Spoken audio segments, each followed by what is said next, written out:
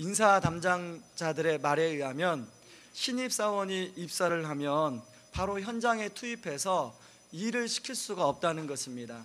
바로 현장에 투입해서 일을 시키려고 하니 대학교 때 배웠던 교육만으로는 일이 잘 안 되어진다는 거예요. 그래서 그 사람들을 이제 현장에 투입을 하기 위해서는 실무적인 교육을 상당 기간 훈련시킨 다음에 현장으로 들여보내야 된다는 것입니다. 그런 인사 담당자들만 그렇게 말하는 게 아니라 실제로 그 당사자 되는 신입사원들도 하는 이야기가 대학교 다닐 때 배웠던 그런 이론적인 거, 그런 좀 현장 실습한 거, 그거 가지고는 현장에서 일을 처리하는 게 쉽지 않더라는 것입니다. 그래서 적어도 한 2년, 3년 정도 입사 후에서야 비로소 어떤 프로젝트를 맡기면 이제 그 일을 수행할 수 있다는 겁니다. 그런 맥락에서 제가 그 리더십의 대가인 플러신학교에 이광길 교수님이라는 분이 계시는데 그분의 강의를 한 2, 3년 전에 들은 기억이 있습니다.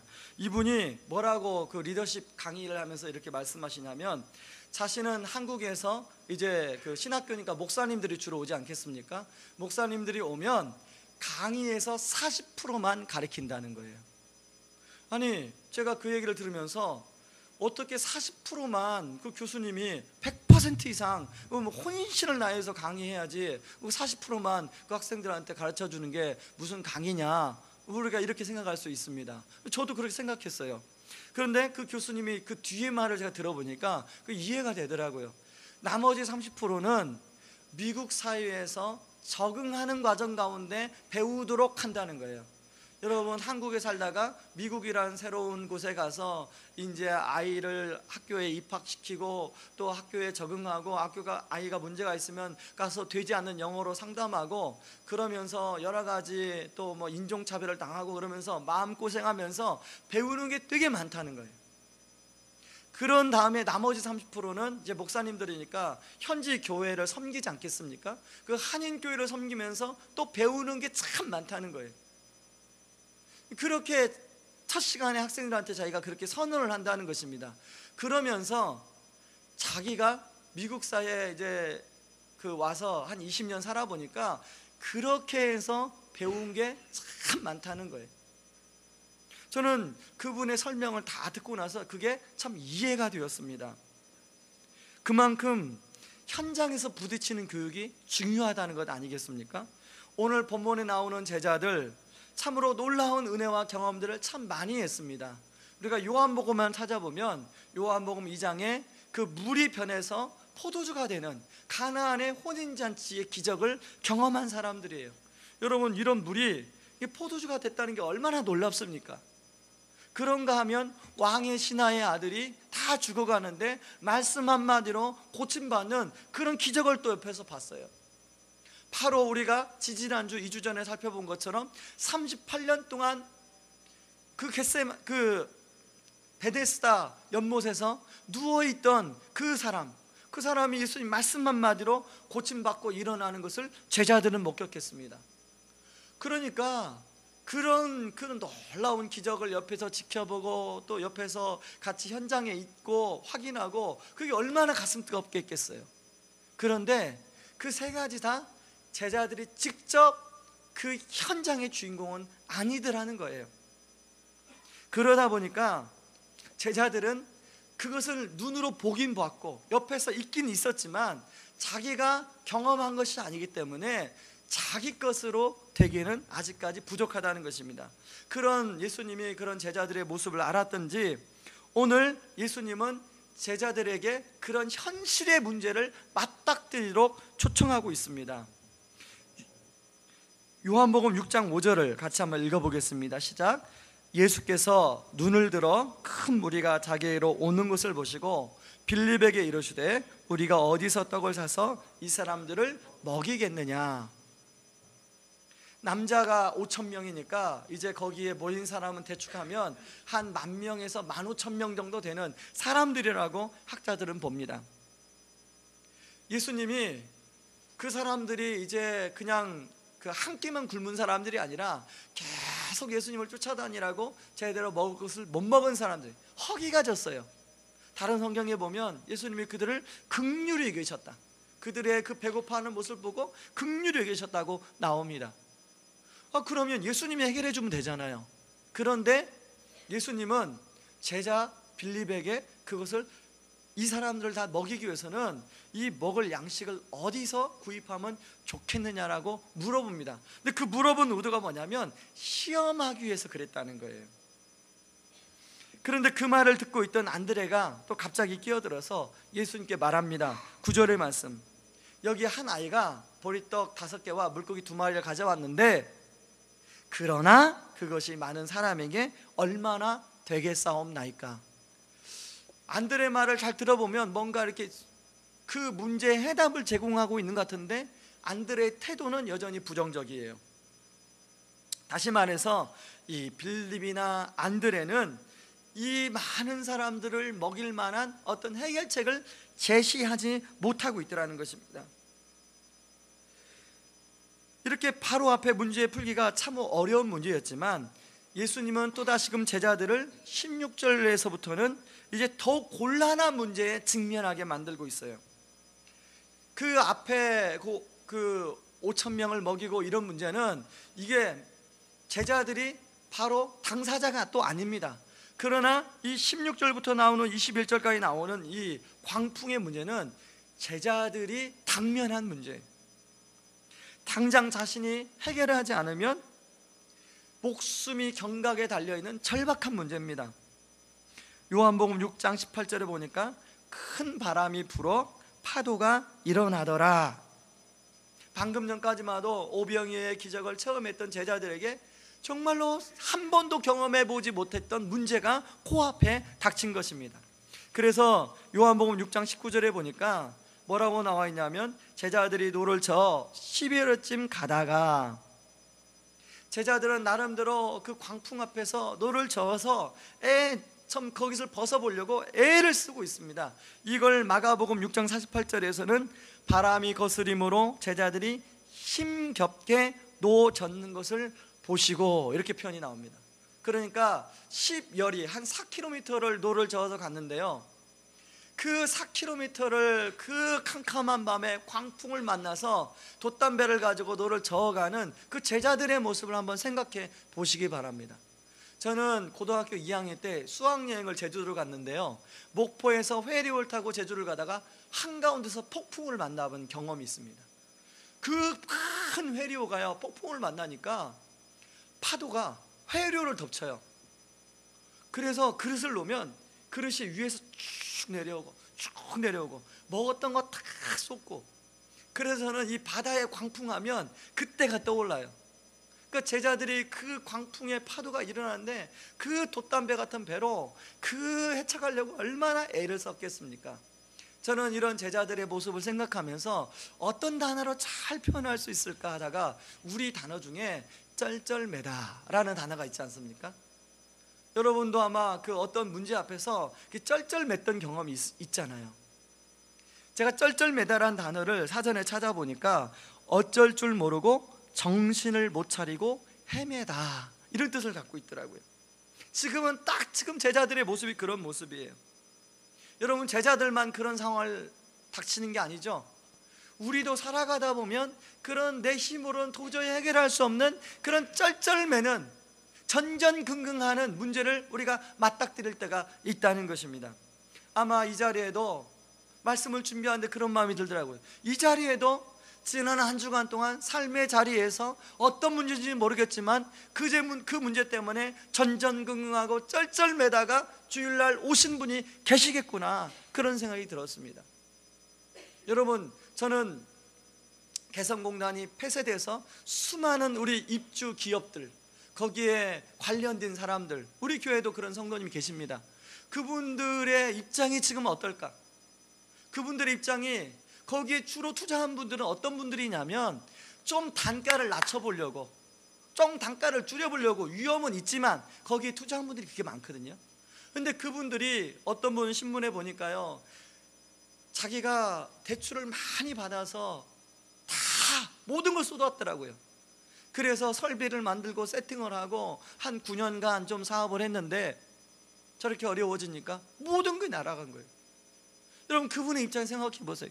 쩔쩔매는 상황 아닙니까? 자기 힘으로 해결할 수 없잖아. 이것은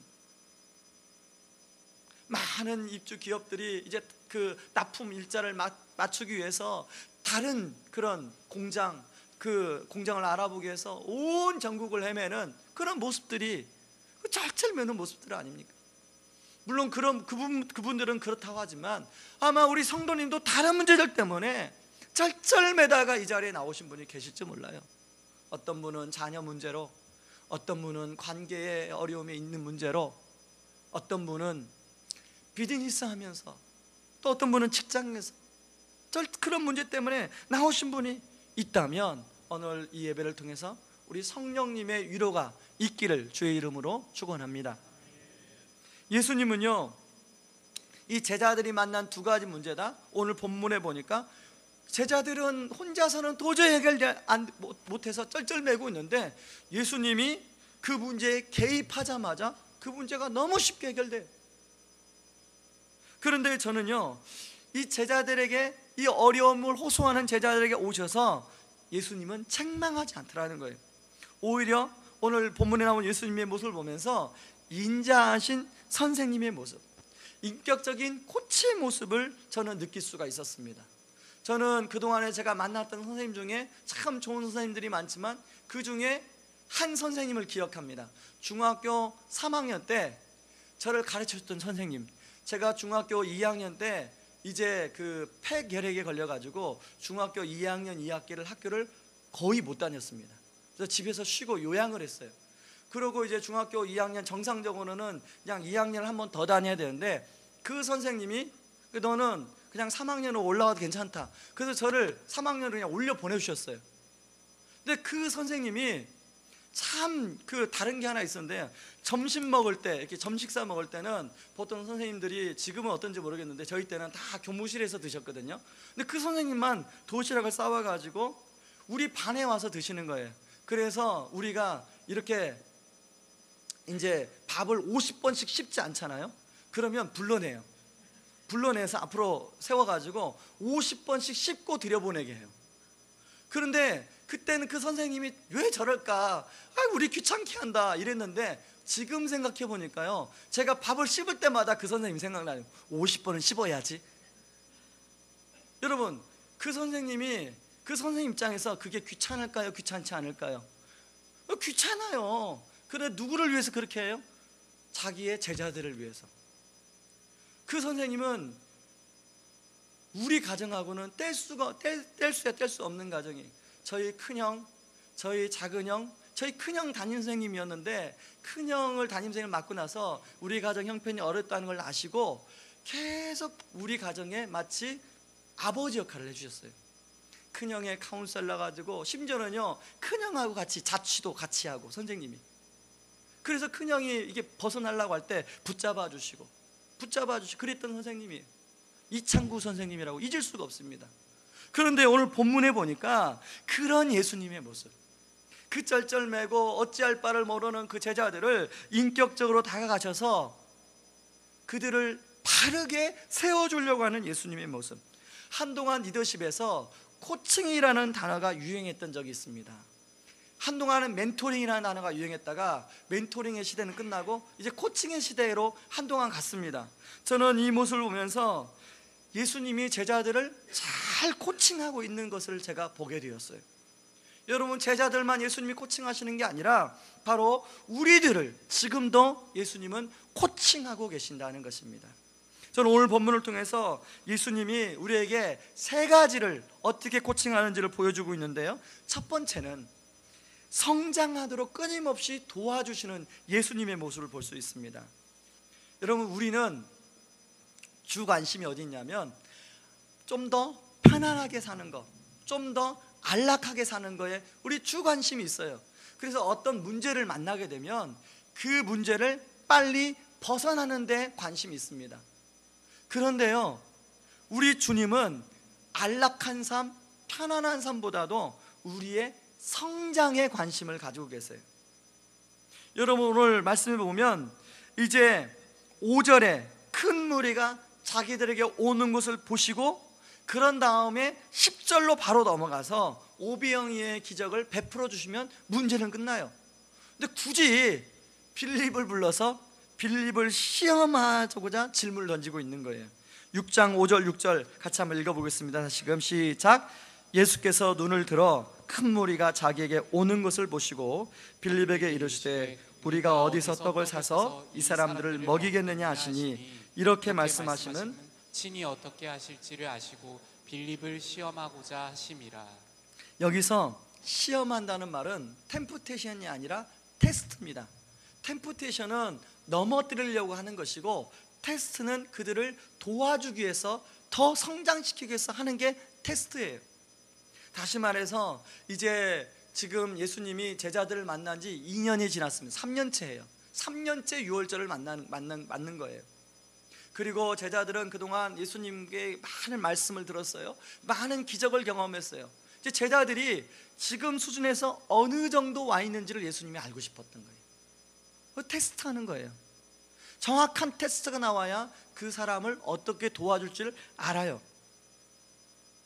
사실 빌립에게만 이 질문을 했는데 저는 이 질문이 대표로 빌립이 받았다고 생각해요. 제자들한테 다 테스트하고 싶었어요. 그것을 어떻게 알 수 있냐면 16절부터 나오는 21절 나오는 사건은 모든 제자들로 하여금 테스트를 받는 상황이, 모든 제자들이 테스트에 직면하고 있는 상황이에요. 근데 보내 6절에 보세요. 6절에 뭐라고 나오시냐면 예수님께서 어떻게 할 것을 아시고, 어떤 사람들은 이 말씀을 예수님이 빌립이 어떻게 대답할 것을 아시고 이렇게 번역해야 옳다고 말하는데, 실제로 원어 성경에 보면 그렇게 안 나와 있어요. 이것은 예수님께서 이 문제를 어떻게 해결해 갈 것을 아시고 이렇게 나와 있습니다. 그러니까 예수님 입장에서는 빌립한테 질문하기 전에 어떻게 지금 이 많은 한 15,000명 되는 사람을 먹일 문제 솔루션을 알고 계셨어요. 예수님은 해결 방법을 알고 계셨어요. 그런데 빌립을 성장시키기 위해서, 테스트하기 위해서 그 질문을 하고 있더라는 거예요. 여러분, 오늘 빌립과 제자들의 믿음의 상태를 알고 제자들에게 어떻게 제자들을 도와줘야 할지 알기 위해서 예수님이 그런 질문을 하는데, 여러분 그 다음에 나오는 마가복음 6장 48절에 보면요, 그 다음에 나오는 사건에서 예수님의 이런 마음이 잘 드러나는데요, 바람이 거스름으로, 마가복음 6장 48절에 바람이 거스름으로 제자들이 힘겹게 노 젓는 것을 보시고 밤 사경에 바다 위로 걸어와서 그들에게 오사 지나가려고 하시매. 여러분, 이 밤 사경은 우리 시간으로 말하면 새벽 3시에서 4시입니다. 자, 제자들이 이제 해가 저물면서 바다 건너편으로 옮겨가기 시작했어요. 심리 4km를 노를 저으면서 그 시간이 얼마나 흘렀냐면 새벽 3, 4시가 된 거예요. 여러분, 저는 이렇게 기도합니다. 하나님, 풍랑이 일자마자 빨리 와주세요. 이렇게 기도하는 스타일이에요. 여러분은 어떻게 기도하는 스타일입니까? 여러분 역시도 풍랑이 일자마자 예수님 저 사랑하신다면서요, 예수님이 내 기도에 들어주신다면서요, 풍랑이 일자마자 빨리 좀 와주세요, 이렇게 우리가 기도하지 않습니까? 그런데 우리의 소원은 풍랑이 일자마자 밤 저녁 한 7, 8시 그때 와야 되는데 예수님은 새벽 3시, 4시에 오시고 있다는 것입니다. 왜 그럴까요? 예수님은 제자들이 그런 그 상황 속에서 충분히 경험하기를 원하셨어요. 그걸 통해서 자기가 자기 힘으로 되지 않는다는 것을 경험하기를 원하셨어요. 훈련시키고 있는 거예요. 가장 적절한 타이밍에 예수님이 제자들을 찾아 방문하시는 거예요. 우리는 우리가 문제를 만날 때 이것을 빨리 해결해서 빨리 벗어나서, 그래서 기도도 거기에 포커스가 있어요. 하나님, 이 문제가 꼭 해결되게 하여 주시옵소서. 빨리 해결되게, 되도록이면 빨리. 그런데 예수님은 해보시니까 어때요? 빨리 해결되시던가요? 나는 막 급해 죽겠는데 그 예수님은 충청도예요. 나는 경상도인데 예수님은 반응은 충청도예요. 돌 굴러가유, 이게 충청도예요. 응답이 이렇게 더디어요. 답답하잖아요. 그런데 지나고 나면 그 타이밍이 가장 적절한 타이밍이. 여러분, 왜 그렇게 예수님이 그 타이밍에 임하실까요? 찾아오실까요? 바로 우리가 성장하는데 가장 좋은 타이밍이에요. 그래서 오스왈드 챔버스는 그의 책에서 이렇게 얘기합니다. 우리가 광야의 터널을 지날 때 불평하거나 초조해하지 말고 억지로 불을 켜 빛을 밝히려 하지 말라. 대신 어둠 가운데 말씀하시는 하나님의 음성을 들으려고 집중해야 한다고 말씀하고 있다. 그렇게 돼야만이 영적으로 성장할 수 있다는 거예요. 근데 우리는 어떻게 반응합니까? 뭔가 어둠의 터널을 지날 때 막 불을 켜가지고 그걸 밝혀가지고 빨리 벗어나려고 그러잖아요. 근데 그렇게 하지 말라는 거예요. 그래서 제가요, 이 말씀을 읽다가 이게 너무 저한테 도전이 돼서 제 인격 성장 기도 노트에다 옮겨 적었어요.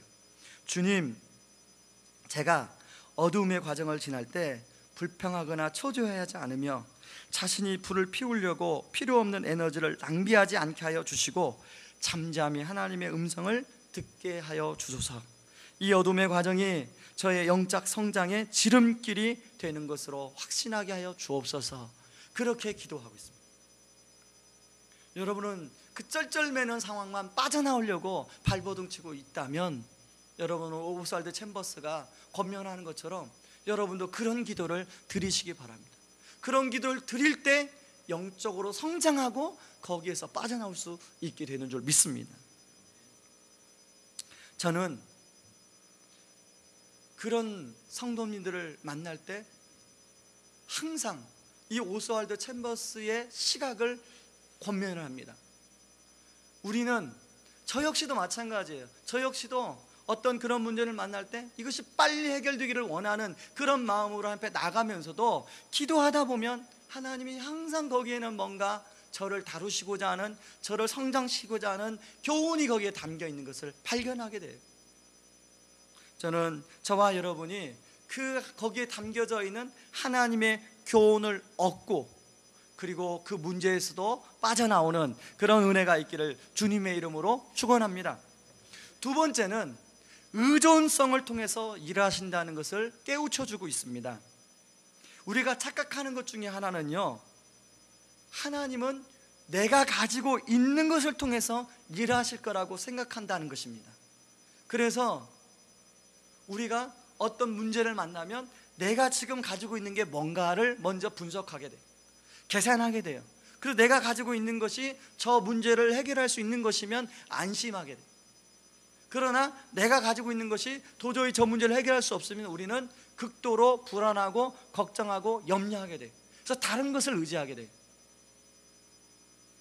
여러분, 오늘 빌립 뭐라고 말합니까? 7절에 각 사람으로 조금씩 받게 할지라도 200데나리온의 떡이 부족하리이다.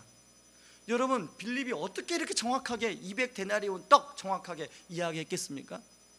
다른 번역 성경에 보니까요, 노동자 8개월 분량의 떡이라고 나옵니다. 다시 말해서 200데나리온의 떡은 노동자 8개월의 품삯이에요. 그러니까 이런 표현을 한다는 것은 빌립이 정확하게 눈대짐으로 짐작을 하고 그렇게 제안을 했다는 거예요. 어느 학자가 써는 거 보니까요, 노동자 8개월 분량의 보리떡은 4,800리터의 보리가 필요한 양이래요. 그러니까 빌립은 그 순간에 계산이 되게 빨랐죠. 여러분, 빌립의 모습을 보면서 누구의 모습을 보는 것 같지 않나요? 우리 계산 얼마나 빨라요. 계산이 탁탁탁 나오잖아요. 안드레 역시 대답 마찬가지입니다. 9절에 보면 한 아이가 있어 보리떡 5개 물고기 2마리를 가져왔지만 그러나 그것이 많은 사람에게 얼마나 되겠사옵나이까.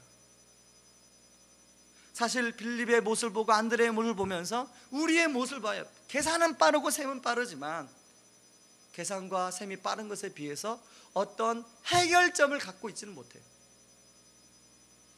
너무 계산을 하다 보니까 믿음의 시각으로 그것을 봐야 된다는 것까지도 잊어버릴 때가 너무나 많아요. 여러분, 지난주 신문에 보니까요, 아이 한 명을 태어나서 출산을 해서 대학 교육을 마치는 데 들어가는 비용이 3억이 든답니다. 여러분, 이제 신혼부부 그 계산을 하면 아이 못 납니다. 여러분 그 계산하면 아이 낳을 수 있을까요? 못 낳아요. 집도 장만해야 되죠. 그리고 이제 우리 둘이 또 먹고 살아야 되죠. 거기다 아이 3억, 이건 답이 안 나와요. 둘 낳는 거 진짜 답이 안 나와요. 셋, 이건 진짜 불가능해요. 그런데요, 여러분 그 여명학교 교장선생님, 이제 교감 선생님이 간증을 하셨고, 교장 선생님이 여기 아파트에 사시거든요. 우리 교회 뒤에. 자기 아이들 3명이 있어요. 다 키우셨어요. 그런데 6명을 입양을 했어요. 딱 그것도 남자아이들만. 자, 여명학교 교장 선생님이 뭐 큰 대기업 CEO처럼 그렇게 뭐 봉급이 많겠습니까? 답이 안 나오죠. 답이 안 나와요. 근데 어떻게 6명을 입양했을까요? 제가 작년에 만났을 때 4명을 입양했거든요. 그때만 해도 와, 대단하시다 제가 이랬는데, 이번에 만났더니 금세 2명을 더 입양했더라고요. 6명. 그 집에 가면 남자아이들만 바글바글한 거예요. 지나가다가 어떤 그 여자분이, 나이 지긋한 분이 남자 꼬맹이들 6명 데리고 가면, 아, 저분이 여명학교 교장 선생님의 부인이시구나, 그렇게 생각하시면 돼요. 여기 사니까, 바로 여기 교회 옆에 사니까 뭐 왔다 갔다 하실 거 아닙니까? 그건 계산이 안 나와요. 계산하면 그렇게 입양할 수가 없죠. 그래서 제가 신혼부부들한테 이제 신방을 가면 항상 권면하는 게, 공통적으로 권면하는 게 하나 있어요. 너무 계산하지 말고 그냥 사십시오. 계산하면 살 수가 없어요. 여러분 살아보시면 어떻게 계산하면, 지금까지 계산하면 살아오셨습니까? 답이 안 나와요. 아이 못 난다니까요, 계산하면. 그래서 무조건 계산하지 말고 그냥 3명 낳으세요. 우리 옛날에 어른들이 그랬잖아요. 아이를 낳으면 그 아이가 지 먹고 살 건 다 가지고 나온다고. 참 우리 어른들이 현명했어요. 그걸 우리 버전으로 바꾸면 믿음으로 해요. 믿음으로. 하나님이 아이들 먹여줄 것을 먹이고 교육시킬 것을 믿음으로 하는 거죠. 우리가 너무 계산하면 그 계산하는 것 때문에 우리가 함정에 빠지게 돼요. 저는 그동안에 많은 가정을 만났기 때문에 너무 계산해서 그렇게 인생을 계산하게 살다가 함정에 빠진 가정들을 많이 만났어요. 자기 입으로, 목사님 우리가 너무나 계산하며 살았습니다. 이제는 계산하며 살지 않겠습니다, 그렇게 이야기하는 가정을 얘기를 들었어요.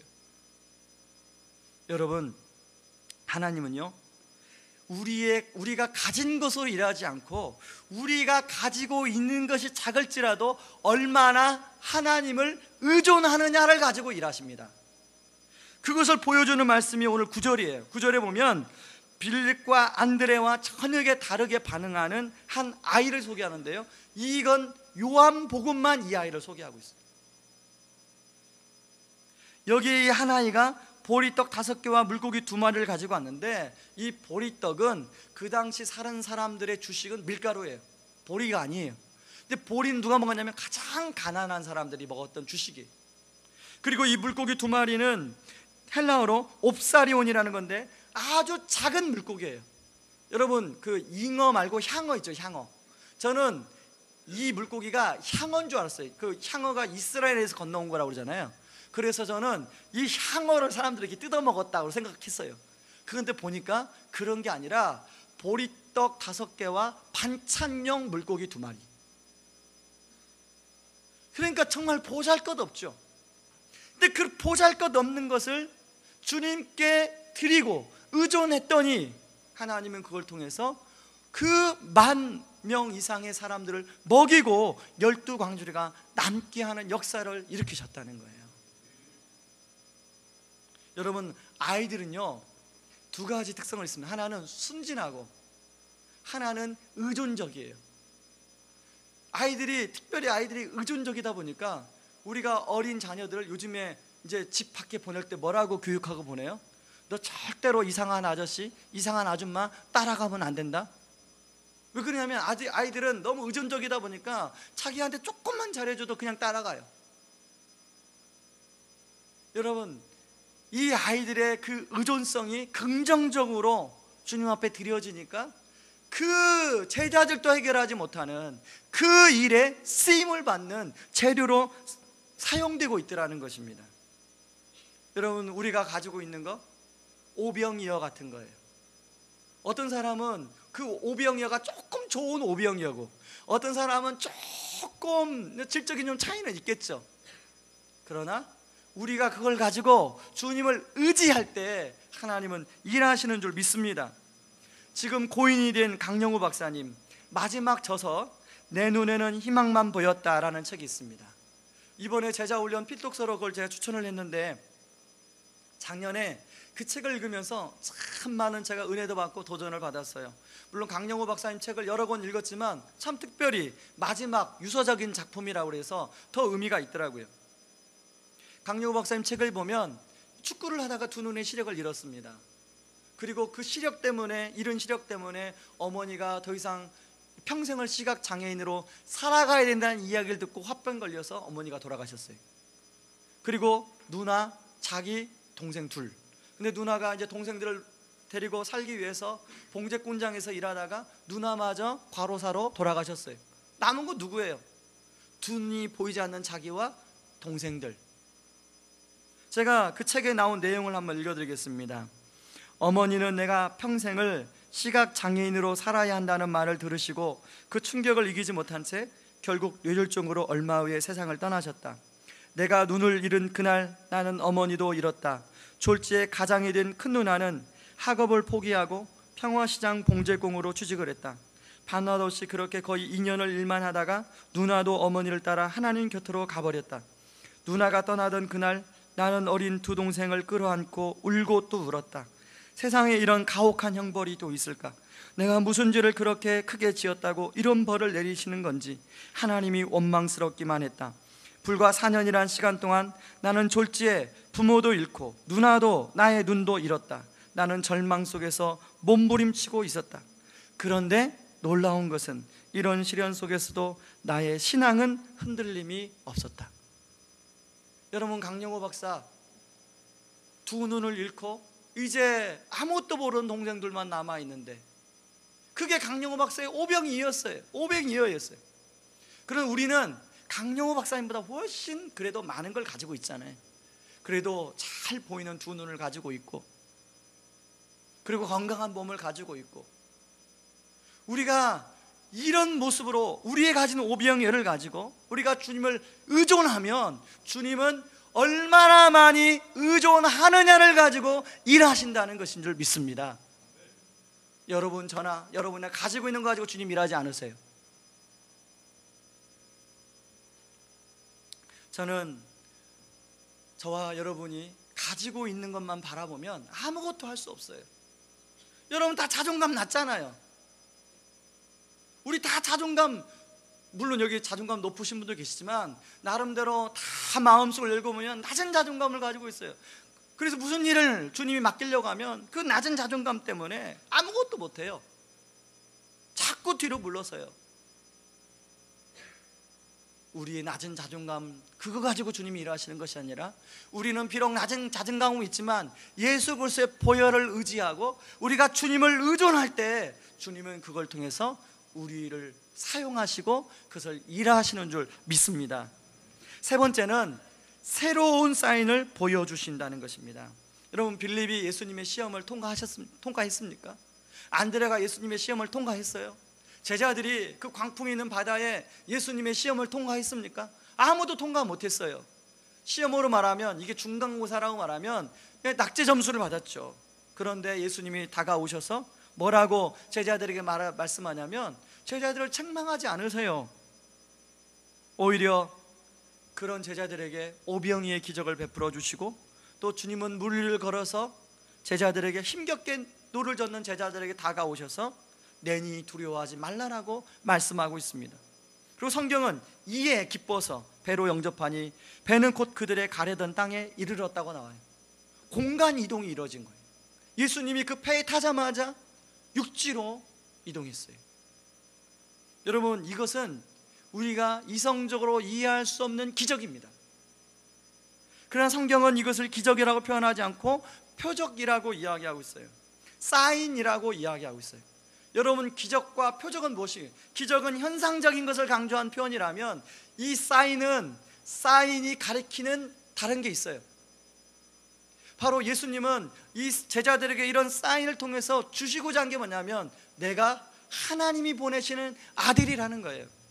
그리고 내가 하나님 보내신 아들이라는 사실을 믿고 너희들이 견고하며 흔들리지 않았으면 좋겠다. 예수님 말씀하는 메시지가 그렇습니다. 그래서 바울은 이런 예수님의 마음을 담아 성도들에게 이렇게 당부하고 있어요. 고린도전서 15장 58절에 그러므로 내 사랑하는 형제들아 견실하며 흔들리지 말고 항상 주의 일에 더욱 힘쓰는 자들이 되라. 이는 너희 수고가 주 안에서 헛되지 않은 줄 알미라. 우리 한번 다 같이 읽어볼까요? 시작. 그러므로 내 사랑하는 형제들아 견실하며 흔들리지 말고 항상 주의 일에 더욱 힘쓰는 자들이 되라. 이는 너의 수고가 주 안에서 헛되지 않은 줄 알미라. 여러분, 우리 주님 뭐라고 말씀하세요? 여러분이 그동안에 주님을 위해서 했던 수고, 그거 헛되지 않는다는 거예요. 그렇기 때문에 여러 가지 그 사단이 우리를 참수하고 흔들 때마다 자꾸 그게 헛되다라고 얘기하잖아요. 근데 그게 헛되지 않다는 거예요. 지속적으로 충성스럽게 주님 나라를 섬기라고 이야기하고 있는 것입니다. 지금도요, 우리 하나님은 우리 삶 속에서 제자들에게만 사인을 보여주신 것이 아니라 우리들에게도 사인을 보여주시는 하나님이세요. 여러분, 저는 이 성경대로 우리 삶 따로 그렇다면 저는 하나님을 안 믿었을 거예요. 저는 이 사고방식이 굉장히 현실적인 사람이에요. 여러분 볼 때는 아유 목사니까 굉장히 믿음이 좋겠다고 생각하지만 진짜 현실적인 사람이에요. 그래서 항상 말씀의 이론과 현실에서 그게 나타나야 저는 믿어지는 사람이에요. 여러분도 그러시죠? 그래서 참 이제 모태신앙이지만 하나님 앞에 구했던 게 뭐냐면 하나님 말씀대로 말씀만 하시면 무슨 능력이 있습니까? 그 현실로 나타나야죠. 그랬더니요, 하나님이 저에게 여러 번 이제까지 저의 삶 가운데 하나님이 그런 사인으로 수없이 많이 나타나서 저에게 보여주셨어요. 내가 너의 하나님이다. 내가 여전히 살아있다. 내가 여전히 너의 기도를 듣고 있다. 여러분, 저만 그런 줄 알았더니요, 제자 훈련에 들어가서 우리 집사님들의 얘기를 들어보고 사역 훈련에 들어가서 우리 집사님들의 얘기 들어보니까 그런 은혜가 그분들의 삶에도 있더래요. 여러분의 삶에는 그런 게 없나요? 하나님의 사인이 여러분의 삶에도 지금도 여전히 하나님은 사인을 보여주세요. 없다면 우리가 느끼지 못할 뿐이에요. 우리가 그걸 볼 수 있는 눈이 없을 뿐이에요. 저는 저와 여러분들이 이런 하나님의 사인을 경험하며 살아가기를 바랍니다. 지난주에 이제 나라와 민족을 위해서 우리가 한번 금식기도 하자. 그리고 화요일날 이제 나라와 민족을 위한 기도 제목을 올리고 제가 예레미야 33장 2절 3절 말씀을 거기 밑에다가 거기 적어서 홈페이지에 올렸습니다. 제가 그렇게 나라와 민족을 위해서 우리 한번 금식하면서 기도하자라고 했던 것은 저 안에 과거에 하나님이 주신 사인이 있기 때문이에요. 제가 이제 그 2학년 1학기를 마치고 이제 군대를 갔다가 복학을 했는데요, 2학년 1학기까지 데모하느라고 공부를 제대로 못했습니다. 그러다가 군대 가서 그게 막 너무나 아쉬운 거예요. 그 비싼 등록금 내고 공부 안 하고 맨날 막 돌 던지고 심지어는 뭐 신촌에 막 그러면서 막 그 정경들한테 쫓아다니고 쫓겨다니고 그랬는데 그 너무 아쉬운 거 시간이. 그래서 복학할 때 작심을 했어요. 다른 사람은 다 데모하더라도 나는 공부를 하리라. 그러고 복학을 해봤더니 안 해야 될까 복학하니까 공부할 분위기가 또 아닌 거예요. 계속 데모하는 거예요. 근데 그때 데모는 좀 양상이 다르더라고요. 학교가 이전하는 문제를 놓고 이제 캠퍼스를 뭐 지방으로 이전할 놓고 이제 우리가 학생들은 이전하지 말자, 뭐 재단은 이전하자, 이거 가지고 막 데모를 하는 거예요. 그러다가 이제 저는 공부는 해야겠고 어떻게 해야 되나 그러다가 예레미야 33장 2절 3절 말씀을 묵상하고 그리고 그 사무엘이 미스바에서 백성들을 모아놓고 하는 금식기도 그 말씀을 묵상하고 제가 대자보를 썼습니다. 학교가 상황이 지금 이런데 우리 교파를 떠나서 교단을 떠나서 소속을 떠나서 우리 신앙 있는 사람이 있다면 우리 정오 12시에 금식하며 한번 이 문제를 놓고 기도해보자. 하나님 어떻게 역사하시나 우리 같이 기도하자. 그리고 대자보를 써서 곳곳에 붙였어. 그리고 저는 이제 복학생이니까 후배들을 데리고 기도하기 시작했어요. 후배들을 데리고 기도하면서 그 당시의 상황이 이제 이전하고자 하는 곳에 이미 이제 포크레인이 가서 막 공사를 하고 있는 상황이에요. 그리고 이제 지금 캠퍼스는 군사보호구역이라 이제 도저히 그 군부 정권이 얼마나 셉니까? 군사보호구역이니까 이제는 할 수밖에 없는 상황이, 상황적으로는 도저히 해결이 안 되는 상황이에요. 근데 무슨 용기, 무슨 마음이 들었는지 모르지만 제가 후배들한테, 야, 저기 보이는 저기 논밭 있지? 저기에 도서관이 들어서고 저기에 건물이 들어서서 공부하는 것을 머릿속으로 그려가면서 우리 기도하자. 제가 그렇게 제안을 했어요. 그런데요, 몇 년 후에 학교를 가봤더니 실제로 거기에 도서관이 세워지고 거기에서 후배들이 열심히 면학 분위기가 조성돼서 공부를 하더라고요. 그래서 제가 가끔씩 이제 홈커밍 데이라고 그래서 제가 이제 섬겼던 서클 홈커밍 데이를 하는데 이제 목회하면서는 못 가는데 홈커밍 데이에 가서 후배들한테 그랬어요. 우리가 함께 너네 선배들이 학교 문제가 그 당시 있을 때 우리가 믿음으로 기도했다. 그래서 지금 너희들은 그 기도의 텃밭 위에 세워져서 공부하고 있다는 걸 명심해라. 그런 얘기를 나눈 적이 있어요. 그 확신이 있다 보니까 이 에레미야 33장 2절 3절 말씀, 이를 행하시는 여호와, 그것을 만들며 성취하시는 여호와, 그의 이름을 여호와라 하는 이가 이와 같이 이르시도다. 너는 내게 부르짖으라. 내가 내게 응답하겠고 내가 알지 못하는 크고 은밀한 일들을 내게 보이리라. 여러분, 이 말씀이 저에게만 약속의 말씀으로 이루어지는 것이 아니라 여러분의 삶 가운데도 이루어지기를 바랍니다. 사실 11일 전까지만 해도 금방이라도 막 전쟁이 터질 것 같은 그런 분위기였어요. 그런데 하나님이, 모르겠어요, 어떤 정치적인 그런 게 있었는지 모르겠지만 어떻든 간에 우리나라 대통령과 또 미국 정부가 이제 강경 모드에서 대화 모드로 국면을 전환하기 시작했어요. 그러면서 약간 그런 분위기가 조금 가라앉는 분위기예요. 앞으로는 어떻게 전개될지 모르겠어요. 그렇기 때문에 우리가 끊임없이 기도해야 돼요. 개성공단 문제를 위해서도 기도하고 우리가 지금 이 나라 한반도의 문제를 놓고 기도해야 돼요. 저는 앞으로 상황을 더 지켜봐야겠지만 이 불안한 상황을 수그러들게 하여 주신 하나님께 감사의 기도를 드렸습니다. 여러분, 하나님은 지금도 우리에게 사인을 보여주기를 원하세요. 하나님은 지금도 우리에게 사인을 보여주고 계세요. 여러분들은 그 사인을 보고 경험하고 여러분의 것으로 만들면서 살아가고 있습니까? 아직 결혼하지 않은 우리 청년들, 스펙, 경험 쌓는 거 참 중요합니다. 그런데 여러분, 이런 하나님이 여러분의 기도에 응답한 사인의 경험들을 많이 젊을 때부터 쌓아가길 바랍니다. 그래야 인생을 살아갈 때 여러 가지 다양한 문제를 만나게 될 때 그때 흔들리지 않게 돼. 젊은 날에, 나 젊었을 때 하나님이 그 문제를 내가 하나님 의존했을 때 하나님 나 사인을 보여주셨지. 그걸 붙들고 기도하는 거예요. 하나님, 그때 이 말씀 붙들고 제가 기도했는데 하나님 이렇게 해결해 주셨던 하나님, 지금도 여전히 답은 보이지 않지만 제가 믿음으로 기도합니다. 사실 여러분들에게는 말씀을 드리지 않았지만 제가 작년 연말에 갑자기 몸이 아파서 병원에 일주일 입원하지 않았습니까? 물론 육체적으로도 피곤하고 육체적으로도 제 몸의 기력이 다 쇠해서 이제 병원에 입원을 했지만 여러분들한테 말씀드릴 수 없는 아주 중요한 문제들이 있었어요. 담임 목사인 저만 가지고 기도해야 되는 문제가 있었습니다. 지금 시점에서 그걸 이야기할 수가 없어요. 근데 그 세 가지 다 응답이 됐습니다. 그 최종적으로 지난주에 마지막 한 가지는 지난주에 응답된 걸 제가 들었어요. 이제 저랑 같이 함께 그렇게 간절하게 기도했던 분이 계세요. 그분이 저한테 와서 뭐라고 말씀하시냐면, 목사님, 저는 이 문제가 도저히 해결 안 될 거라고 생각했어요. 그런데 마치 로또가 당첨된 것처럼 그런 확률로 이 문제가 해결이 되었습니다. 저한테 그렇게 말씀하시더라고요. 여러분, 아멘을 안 하시네요. 나중에 되면, 시간이 한참 흐른 다음에 이제 그것을 이야기할 수 있는 단계가 되면 여러분한테 이야기를 나눌 수 있을 거예요. 우리 하나님은 지금도 사인을 보여주세요.